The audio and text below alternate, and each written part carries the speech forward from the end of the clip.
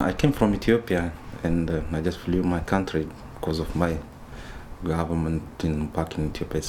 It's too bad for papers and just flew very long time ago, yeah. I came here in 2008, April. So I seek asylum the same day and they failed.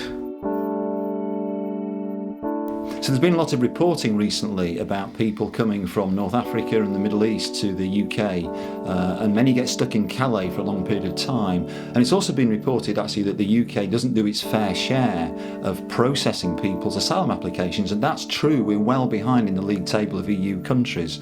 But nevertheless, a number of people, several thousand people each year do get into the UK and manage to claim asylum. While they're claiming asylum, actually the Home Office do what's called dispersal, and they're sent all over the country. They have no choice about where they live, and generally it's in very sort of poor quality houses, many people having to share bedrooms with people who are complete strangers, maybe from different countries, and they are expected to survive on £35 a week. So it's not a great experience for people when they're claiming asylum. What then happens at the end of their period when they're claiming is they're all made homeless. So that's when Abigail Housing come in. And they're still surviving and struggling to make my asylum seek to be a man like others. It's very hard to be in here actually. Abigail Housing was set up in 2007 ostensibly to provide supported housing to people who've been made homeless at the end of the asylum process. So in Leeds we house people who've been given a positive decision, in other words their asylum application has been accepted by the government as good. And in Bradford we house people who've been refused asylum, and we support them to help them perhaps submit some new evidence and get their claims restarted.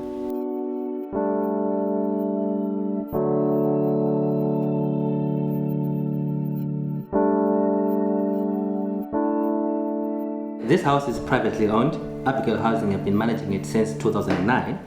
We've got 5 residents who live here, all of whom have been granted refugee status, and they come from different parts of the world. People stay here for approximately 6 to 9 months, and Abigail Housing staff help the residents apply for local council housing, and we support them with the application process and the bidding process. All of our residents are refugees, so it's difficult for them to get some of these things. So Abigail Housing tries to make their transition in this country very easy by providing the basic things like bedding, utensils, and everything. Once they've been successful with that, Abigail Housing help them to apply for furniture to help furnish their accommodation and make the transition into independent accommodation that much smoother.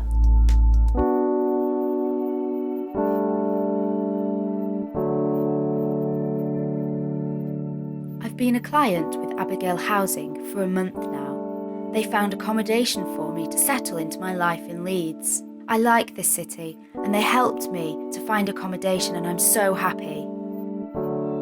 I was living in NAS accommodation in Barnsley, but as I received my result from the Home Office, I had to leave that accommodation. During this time, Abigail Housing supported me with various services and consultations. The people at Abigail Housing are very friendly, responsible, and very supportive, and so I wanted to volunteer with them too.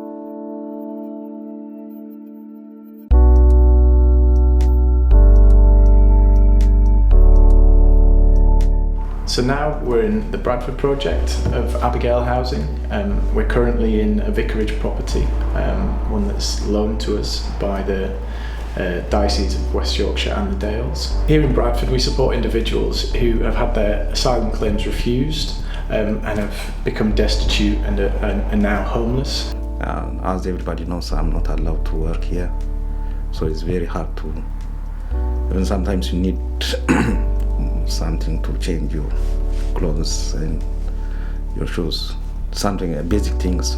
Once you've been refused asylum, you are left with no accommodation, no means of supporting yourself, no right to work and no access to benefits. So we find people who are completely homeless, without means of support, and we provide that support for them. and still waiting the decision. So, but it's a bit hard to live without any documents. The reason we support refused asylum seekers is because many just don't have a safe route of return. So they've been refused by our government, but the government cannot send them back to a country because either there's still conflict or war happening in that country, and our government refuses to deport people to that country. In many cases, people just don't have the necessary documents, so either our government refuses to give them documents to travel, or the country from which they came, they don't have valid documents, so therefore the country doesn't recognise them as citizens. Yet the government here refuses to support these people. And I'm still here in Abigail Housing almost 1.5 years. So they are very good people.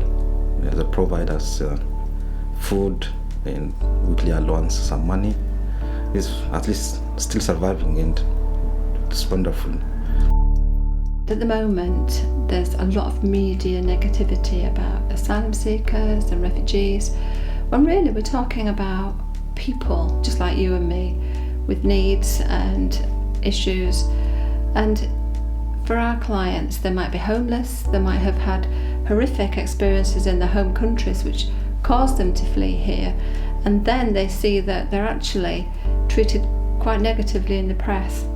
We at Abigail Housing are saying that people are in need and we're going to help them. My role is to recruit volunteers for both the Bradford and the Leeds projects, and we need a range of people, from ESOL tutors to gardeners, ICT assistants, house move assistants. There's a whole range of people that we need.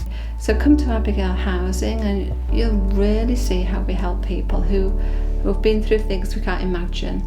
In the future, God knows. God knows.